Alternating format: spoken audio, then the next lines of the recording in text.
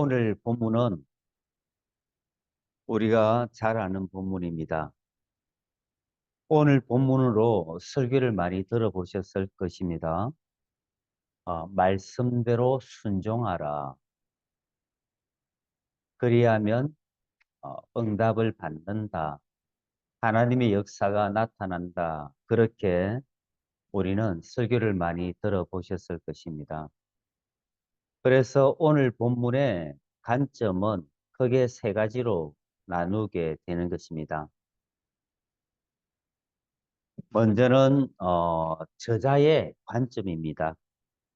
저자는 말씀대로라는 관점으로 오늘 성경 본문을 풀어가고 있습니다. 거기에 반해 우리들은 어, 두 번째 관점인 신비의 체험을 하는 관점이 있습니다.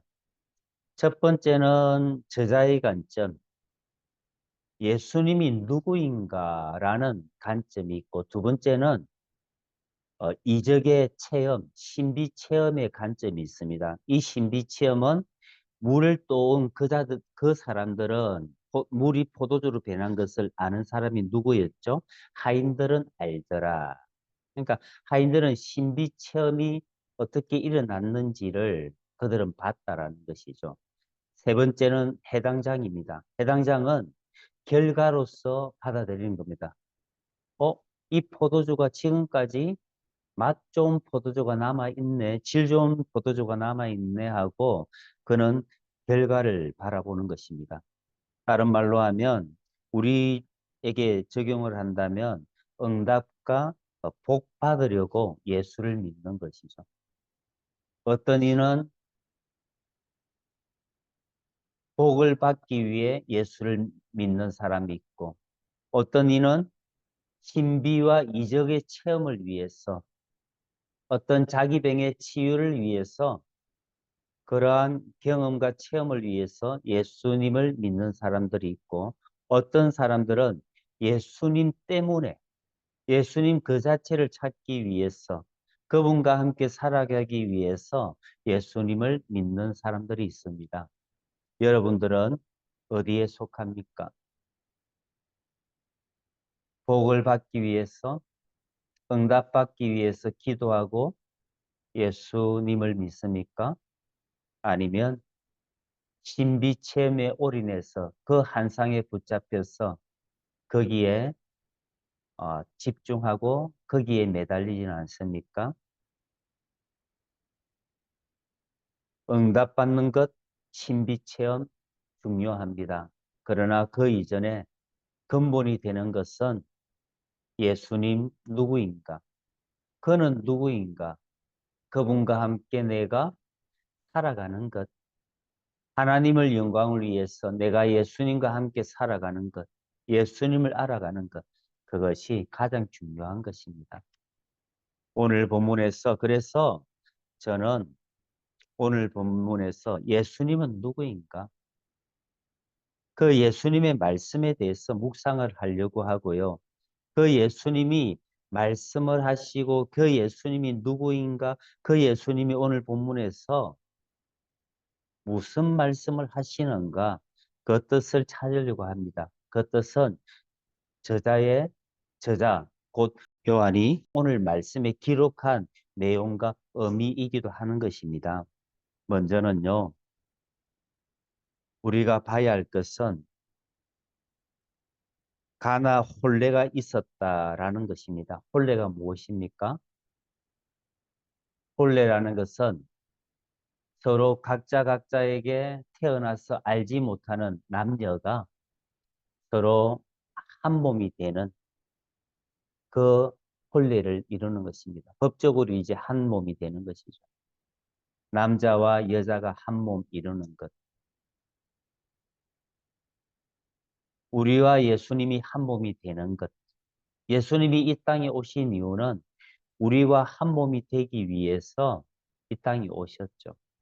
그런데 이 한 몸이 되기 위한 이 축제의 분위기에서 무엇이 떨어졌습니까?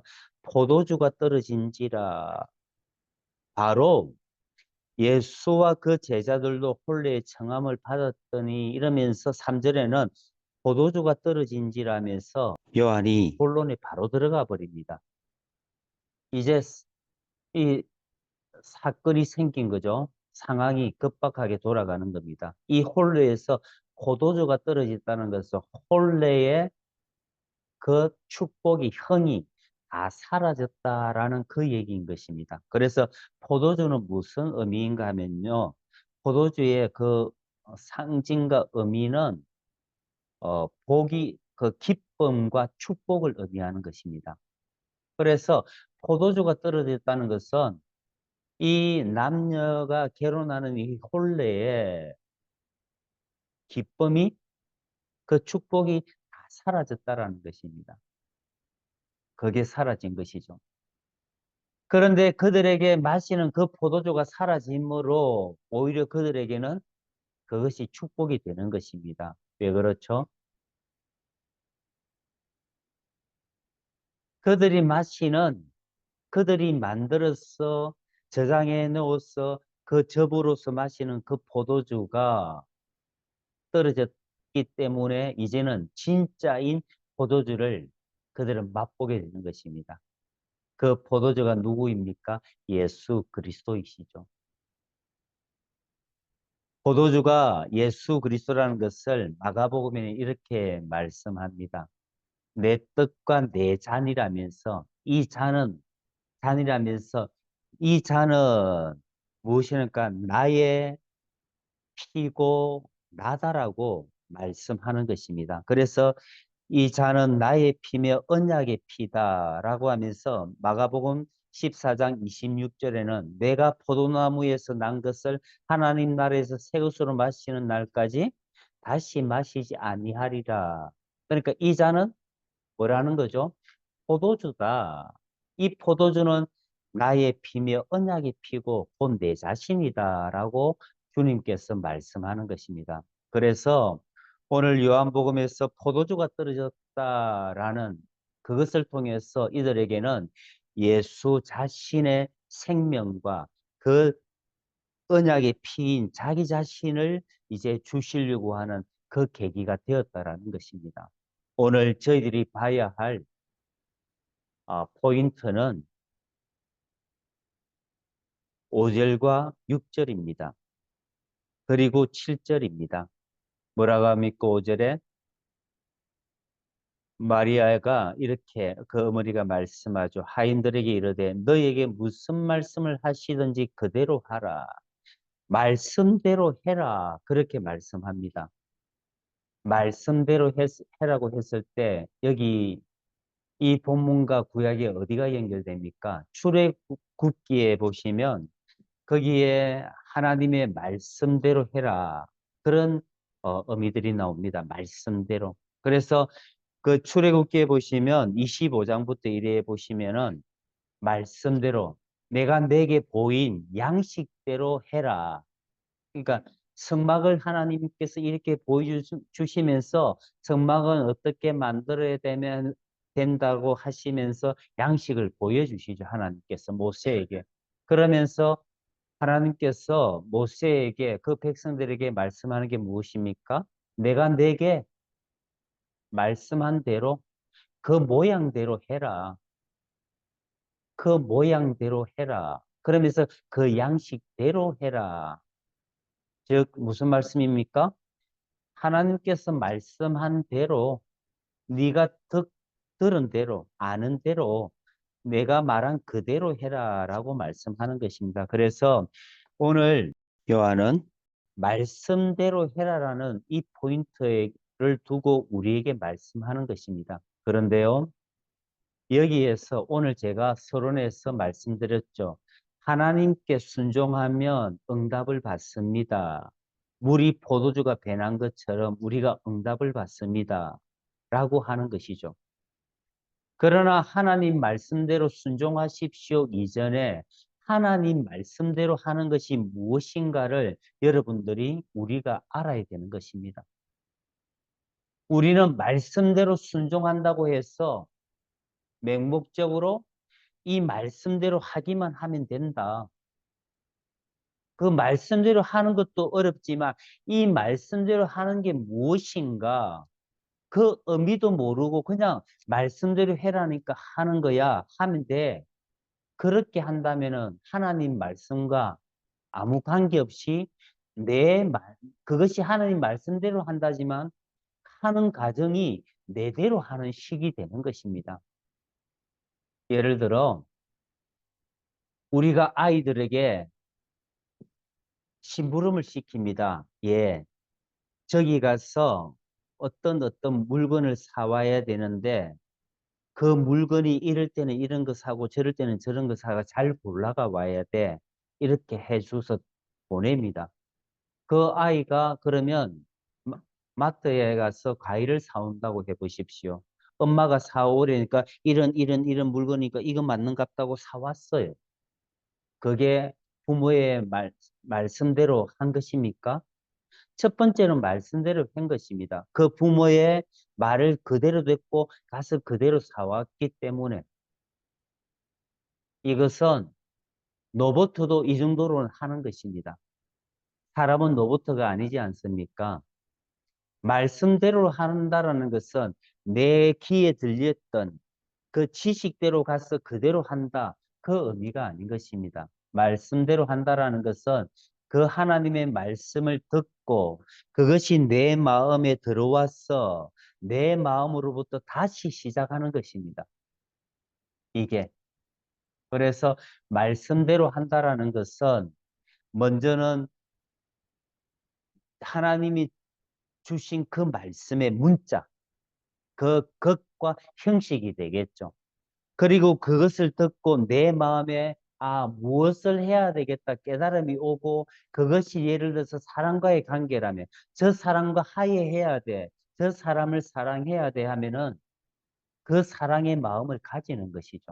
그래서 이것을 그 말씀대로 하게 될 때 그 사람과 우리는 화목하게 되고 화평을 이루는 것입니다. 그래서 나와 마음에 들지 않는 사람을 우리가 사랑해라. 주님께서 말씀하셨죠. 서로 사랑해라고. 그래서 우리는 그 사람과 사랑하려고 해서 사랑을 하려고 합니다. 그런데 그 사람에게 그 마음에 사랑이 없다면 그게 말씀대로 한 것일까요? 사랑해. 여러분들을 사랑합니다.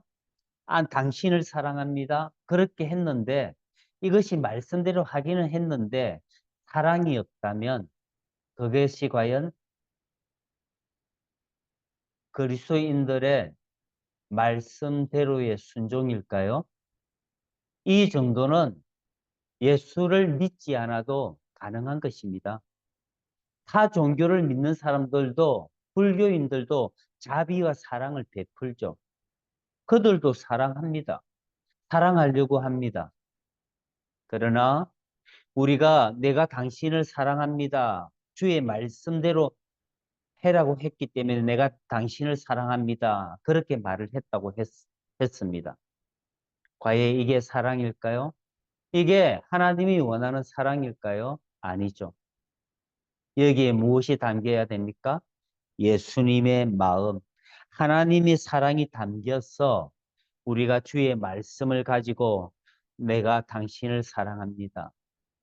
내가 여러분을 사랑합니다. 그 표현을 하게 될 때 이게 말씀대로 하는 것입니다. 무엇을 말씀합니까?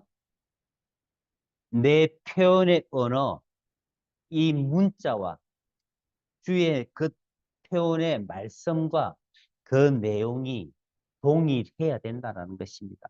내가 너를 사랑해 할 때 그 마음에 하나님의 사랑, 예수님의 마음을 가지고 그 언어를 표현하게 될 때 그것이 말씀대로 하는 순종이 되는 것입니다. 그런데 우리는 어떻게 합니까? 말씀대로 한다 하면서 그 마음은 없는 언어의 표현에 불과한 문자의 표현에 불과한 그 지식으로만, 그 말씀의 지식으로만 당신을 사랑해, 사랑해요, 어서 오세요 라고 하지는 않습니까? 우리는 자기 자신을 들여다봐야 됩니다. 내 언어에 하나님의 마음이 담겨져 있는지, 예수님의 마음이 담겨져 있어서 내가 삶을 살아가며 하나님의 말씀에 순종하고 있는 것인지, 이것이 말씀대로 하는 의미가 되는 것입니다. 그런데 우리는 겉에 있는 그 문자만 가지고, 겉에 있는 보이는 하나님의 지식과 그 말씀만 가지고 삶을 살아가지는 않습니까? 이렇게 산다면 구약에 있는 사람들과 이 예수님의 시대의 바리새인들과 틀린 게 무엇이 있습니까? 그들과 같습니다.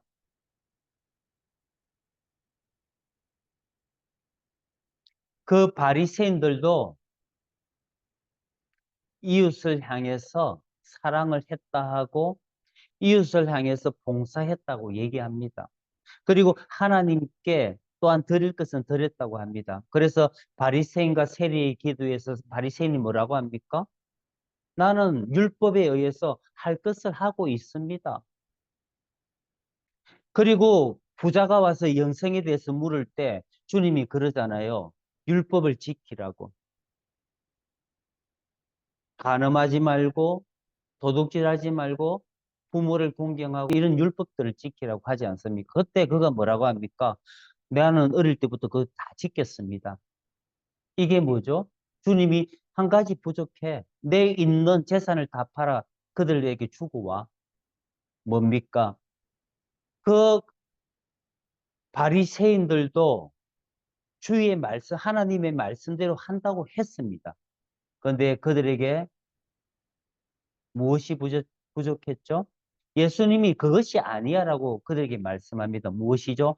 그들에게는 예수님의 마음, 하나님의 마음이 없었다라는 것입니다. 그러니까 그들에게 바리새인들에게는 하나님의 말씀을 가지고 그대로 순종한다고 했지만 그들에게는 예수의 마음, 하나님의 마음이 없었던 것입니다. 그래서 그 바울은 뭐라고 합니까? 나는 육체적으로 자랑할 게 있어. 히브리족이 히브리인이야. 베냐민이야. 그리고 율법의 의로는 나는 흠이 없는 자야. 그럼 나는 또 교회를 박해하는 그런 열심까지 있었어. 그렇게 바울은 자기 자신을 설명합니다. 무엇입니까? 바울도 예수님을 믿기 전에는 율법을 잘 지켰다라는 것입니다. 그런데 바울이 예수를 믿고 나니까 그것이 아니었고 그것이 하나님의 법, 말씀, 하나님이 의도했던 말씀대로 살아가는 것이 아니라 그것이 나의 방식대로 살아가는 하나님의 말씀대로였구나라고 말씀하는 것입니다. 그래서 성경은 무엇을 얘기합니까? 자기의 열심으로 하나님의 의를 쫓지 않고 자기의 열심으로 하나님을 섬겼다, 따라갔다라고 그렇게 성경은 말씀하지 않습니까? 그런데 예수님은 어떻게 살아가죠? 예수님에게는 하나님의 말씀이 있었죠. 그래서 예수님이 이 땅에 와서 오는 그 이유도 말씀의 근거에서 오게 되죠. 그리고 예수님이 살아가는 그 사역들도요, 말씀의 근거에서 살아가게 되고, 그리고 예수님이 이적을 행하거나 하나님의 십자가를 행해서 그 삶들도요, 하나님이 자기 속에 있는 하나님의 사랑과 그 말씀을 가지고 거기에 순종해서 살아가는 것입니다. 그래서 예수님의 삶은 하나님의 문자적인 그 쓰여진 기록된 말씀과 그 하나님의 내용, 그 사랑을 가지고 그 생명을 가지고 예수님은 이 땅에서 살아갔던 것입니다. 그러므로 여러분, 요한이 오늘 말씀하는 말씀대로 한다라는 것은 것과 형식인 그 문자와 기록된 말씀, 우리에게 지금 말씀하면 무엇입니까? 66권의 말씀과 거기에 무엇이 있어야 됩니까? 예수 그리스도의 마음, 하나님의 그 사랑, 성령님의 그 사랑과 자비와 온유와 겸손과 화평을 가지고 살아가게 될 때 그것이 하나님께서 말씀한 예수님께서 말씀한 오늘 요한이 우리에게 주려고 한 말씀대로의 의미가 되는 것입니다. 그런데 우리는 어떻게 살아갑니까? 그 내용은 쏙 빼버리고 그 형식만 쫓을 때가 참으로 많죠. 그것마저도 안 하면 우리는 안 됩니다. 내 마음에 사랑하는 마음이 없으면서 억지로 사랑하는 것. 물론 하지 않는 것보다는 낫습니다. 하지만 우리가 먼저 챙겨야 할 게 무엇입니까? 내 안에 사랑을 가지는 것입니다. 그래서 내 안에 예수님의 마음, 그 사랑을 가지고 주의 기록된 말씀을 가지고 내가 삶을 살아가게 될 때, 그 말씀대로에 순종하게 될 때, 나와 만나는 그 사랑과 화평을 이룰 수 있기 때문입니다. 나이가 든다고 사람과 사람의 관계가 가까워지고 화평을 이룰까요? 사람과 사람의 관계에서 화평을 누리며 나와 너 사이에 생명을 가져오는 그 생명의 연결고리는 오직 말씀대로의 순종, 내 안에 하나님의 사랑을 가지고 하나님의 기록된 그 말씀, 그 복음의 말씀을 순종하게 될 때 나와 너와의 관계가 아무리 멀다 할지라도 그 말씀으로 다가가게 될 때 우리는 둘이 하나가 되는 그 역사가 일어나는 것입니다. 그것이 말씀대로 온전히 순종하게 될 때 그 역사가 일어나는 것입니다. 그래서요, 아모스 8장에 보시면 거기에 말씀의 기갈이라고 되어 있습니다. 말씀의 기갈이 온다고 합니다. 양식이 없어 주림도 아니요, 물이 없어 가람도 아니고 말씀을 듣지 못한 기갈이라. 오늘 유튜브를 틀면 세계 곳곳에 있는 말씀이 흘러나오고 수많은 수억의 그리스도인들이 그 말씀대로 살아가려고 합니다. 내용이 없는 형식만 가지고 것만 가지고 살아가는 그것으로 살아가게 될 때 그것이 말씀을 듣지 못한 기갈이 되는 것입니다. 내 안에 있는 하나님의 사랑이 없고 밖에 있는 표현만 가지고 그 것만 가지고 형식만 가지고 살아가는 것, 그것만 가지고 말씀을 선포하게 되는 것, 그것이 하나님의 말씀을 듣지 못한 그 하나님의 생명을 바로 전하지 못한 기갈이 되는 것입니다. 6절부터 보시면 거기에 유대인들의 정결 예식을 따라 두세 통드는 돌 항아리 6이 놓였는지라. 유대인들의 정결 예식을 따라 그렇게 말씀합니다. 이게 무엇을 얘기합니까? 이 유대인들의 정결 예식 때 이 항아리에 물을 담아 놓습니다. 그래서 이 물은 사람들이 죄를 짓거나 어떤 부정한 것을 보거나 시체를 보거나 문둥병자를 만나거나 길에서 그리고 외부에서 나갔다 들어오거나 내가 음식을 먹을 때 이 예식을 따라 이 안에 있는 항아리 안에 있는 물로서 씻게 되는 것입니다. 그래서 자기 자신을 깨끗하게 하는 것이죠. 여기에 주님이 뭐라고 합니까? 거기에 물을 채우라고 합니다. 그 예식에 더는 그 예식을 따라 두세 통 드는 돌 항아리 6이 놓였는지라. 이 항아리의 크기는 오늘날로 얘기하면요 75리터에서 한 100리터 정도에 들어가는 항아리라고 합니다. 그러니까 1.5리터에 뭐 정도 봐야 됩니까? 한 50개에서 한 70개 뭐 이렇게 되겠죠. 이게 그 이상 이래 되겠죠. 그런 큰 항아리였습니다. 그런데 여기에 물이 들어있는지 들어있지 않은지는 말씀하고 있지 않습니다. 다만 주님께서 거기에 물을 부으라고 얘기합니다. 그 항아리는 무엇을 얘기합니까? 예식을 따라 구약에 있는 말씀과 율법을 얘기하는 것이죠. 그런데 거기에 물을 채우라. 그 물로는 무엇이 안 됩니까? 포도주가 없다라는 것을 해결하지 못한다라는 것입니다.